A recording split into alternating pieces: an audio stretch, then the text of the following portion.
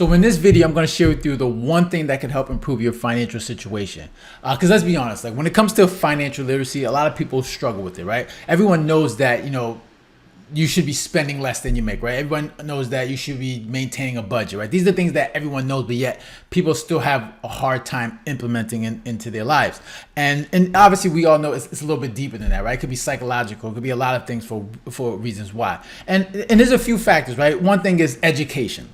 Right, education. This is not something that's taught to us in school, right? It's not like there's a personal finance class that is taught to school that's helping you develop habits, teaching you about taxes, teaching you how to create a budget, teaching you how to understand how money works. Our education system doesn't really teach us that, and that's done for a variety of reasons. Another thing is family dynamics, right? Like depending on your family situation, how you were raised, how you were brought up, maybe your parents weren't really good with money, or maybe they were they were big time savers. So depending on your family dynamics, you took on those same habits as you got older. Because let's be honest, like maybe your parents, no one really taught them when it comes to how to manage money. So you took on those same habits, whether good or bad, and you brought them into your life, and you're implementing those same things.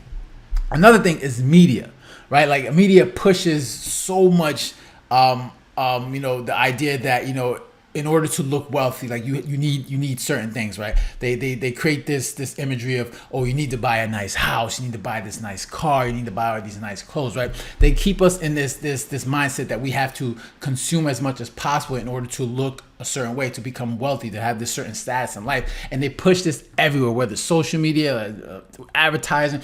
This is constantly pushed in our system, through government, we see all these things everywhere. They create this consumer mindset. And let's be honest, like they do this because they want you to be in debt, right? They want you to be a slave to the system. Okay, they want you to be forced to work at a job that you hate. They want because let's be honest, like the more you consume, the more money that you need to make, the more you want to buy, the more debt that you accumulate, right? And of course, because you're buying so much stuff, and you obviously need money to pay for these things, so therefore you got to work more at your job, and you have these responsibilities where you have to pay for things, and you need a job in order to do that. So therefore you're forced to work at that job you hate because you need to pay for these things. And of course, the more you work, the more taxes is collected. So obviously there's a government, there's a benefit for the government for that. So they want you into this. They want you to work more. They want you just stuck in this rat race where you have to keep consuming, and in order to keep consuming, you have to work and you have to make money. So it just keeps you stuck in that rat race. And this is all like, it seems like it's all part of a plan, right? And this seems like it's done intentionally. And I know this personally, right? Because as someone who's had financial issues in my life as well, where I had over $30,000 of debt twice in my life, I know what the kind of stress that being in debt can put on you. It seems like you can never dig out of this hole that you put yourself in. It seems like no matter how hard you try, how much money you make, you seem to keep being stuck in this cycle of debt. And it's like by the end of the month, you're like, damn, I have no money, and I have no money to do anything, and I'm working at this job I hate, and it's just a cycle of just stress, and it's hard to get out of it. And you're like, how do you come up with a way to do this? Until you finally start to say, you know what?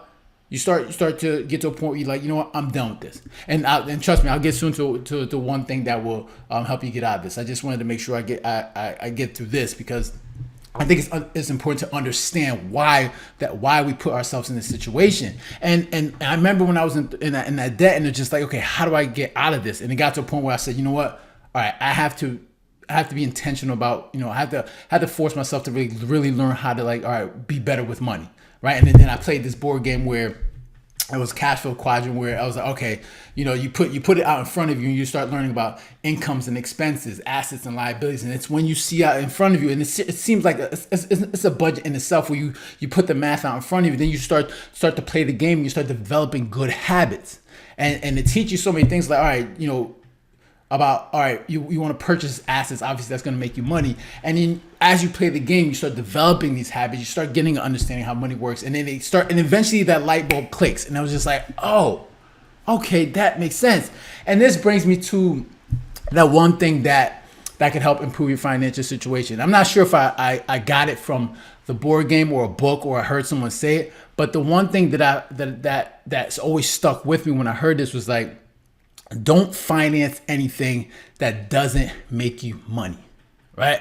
And I'll say that again, because it's so simple. It's like, don't finance anything that doesn't make you money. And this is the one thing that I always took with me when it comes to like building wealth over time. I said, all right, if it doesn't make me money, there's no reason to finance. Because look at us, we finance everything, right? And it's not only that, but look at us when we get that first job, right? Let's say we graduate college and we get that, first $50,000, $60,000 job. What are the first things that we tend to do, right? We either tend to want to try to buy a home, or we get our own apartment. And then once we get that apartment, what's the next thing we do, right? We buy furniture, we buy entertainment system. Maybe we buy a new car, we'll buy a lawnmower, we'll continue to purchase things, right? While our income is staying at 50K, we're increasing expenses. And then as years go by, we're like, okay, why the hell don't I have no month? Why are you living paycheck to paycheck? Right? Because we have this this mindset that once we get that job, we have to purchase things. And like I said, when I said don't finance anything that doesn't make you money, I would say outside of a home, right? Outside of the home that you purchase. And even then, like I would even say, don't even do that, because we have, obviously there's this big argument where it comes to, obviously a house is your home is a liability. And it depends on how you think about it. It might be true, because, if you think of assets as an asset is someone that puts money into your pockets, and a liability is something that takes money out of it, then in a sense a house is that, right? Because a house, you got a mortgage attached to it, is taking money out of your pocket.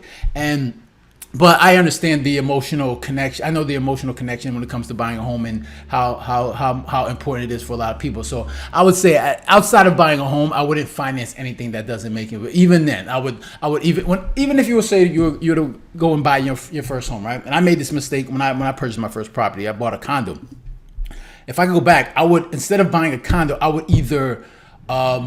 would buy like either a multi-family, whether you're buying a duplex or a 3-family, 4-family, whatever it is, and obviously rent out the other units. Or let's say you don't have enough for the multi-family. Let's say you buy a single family, and you obviously have 3-4 rooms. You just rent out the other rooms if you're someone that doesn't have a problem with having roommates.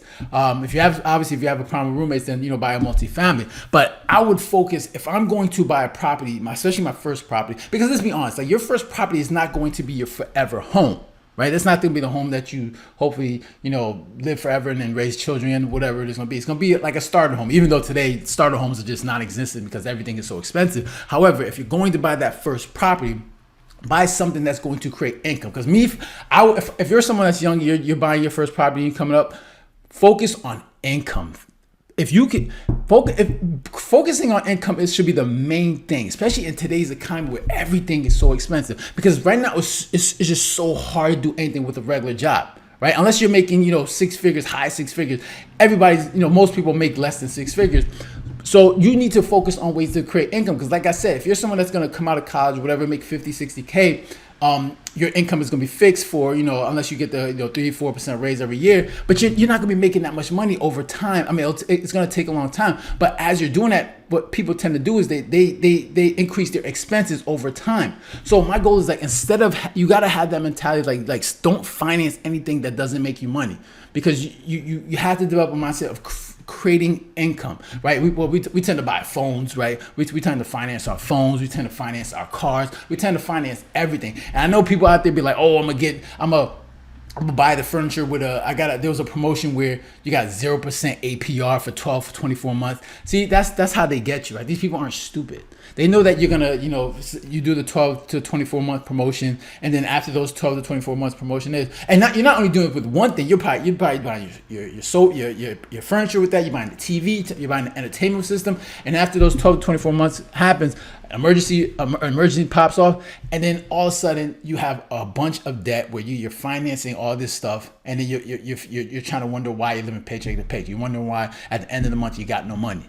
So if you can just have the mindset that I'm not going to finance anything unless it makes me money, this is going to, put you in a situation where you start thinking about, all right, ways of producing, how to create income instead of being a consumer. You'll find ways to how to make more money, right? Instead of just buying things that's going to put you more in debt. Because let's be honest, the reason why a lot of people live in paycheck to paycheck, because they just have a whole bunch of expenses, right? That's just exceeding their income.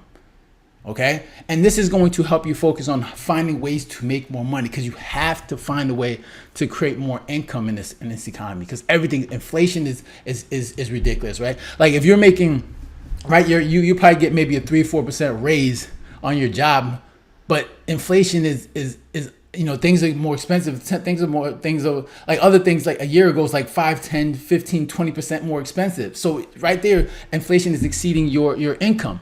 And every year you feel like you're just losing money, like you feel like your purchasing power is going down. That's how inflation works. So I think focusing on income is a very important thing, right? And if you can have that mindset where, like I said, don't finance anything that doesn't make you money, this is going to help at least, condition your brain to say, you know what, all right, if I want to make this purchase, like, all right, you're not going to put it on your credit card unless you can pay off the balance every month. Because let's be real, if you put something on your credit card and you don't pay off the balance, you're financing whatever the things that you're purchasing. Okay.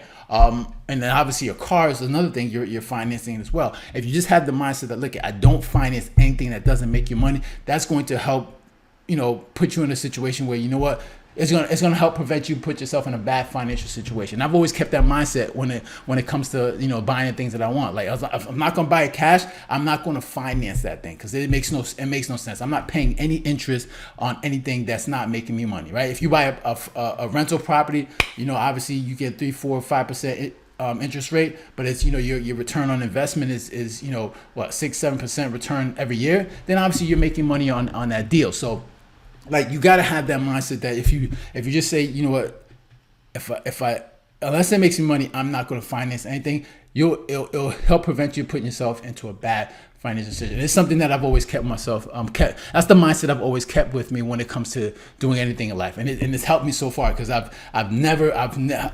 make sure to pay no interest on anything that I purchase. I haven't had any my credit score is in 800s, not in any debt free when it comes to consumer debt. So I'm good in that situation. My financial situation is so much better now that I've had that mindset. So if you're someone struggling, obviously the first thing, if you're someone struggling financially, then obviously making sure that you eliminate your debt, and making sure going forward, like I said, do not finance anything that doesn't make you money. And if you can stick to that, you'll see yourself in a better financial situation. So those are my thoughts. Interested to hear your thoughts. Make sure to leave a comment down below, hit the like button, and share. And if you haven't done so already, make sure to subscribe. All right, so you guys take care and have a good one. Later.